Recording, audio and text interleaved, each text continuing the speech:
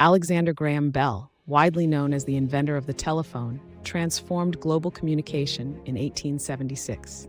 Lesser known is his initial motivation, aiding the deaf, inspired by his mother's deafness and father's work in elocution.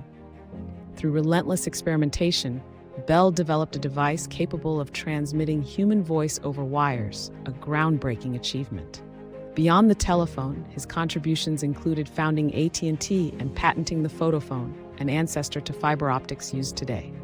Bell also fiercely advocated for the deaf, establishing charities and schools, influencing education profoundly. His work not only birthed modern communication industry, but also underscored the importance of innovation in fostering social change, connecting communities across the globe.